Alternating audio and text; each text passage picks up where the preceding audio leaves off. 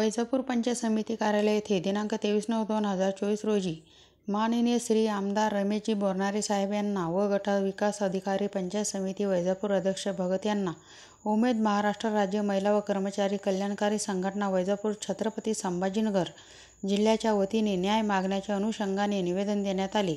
सोबत तालुका अभियान व्यवस्थापक सचिन गिलके, प्रभाग समन्वयक राजू सय्यद, मुक्तिराज बारसे, उमेद महाराष्ट्र राज्य महिला व कर्मचारी कल्याणकारी संघटना अध्यक्ष, सचिव, कोषाध्यक्ष व सर्व संघटना पदाधिकारी होती। प्रतिनिधी बाळासाहेब कदम।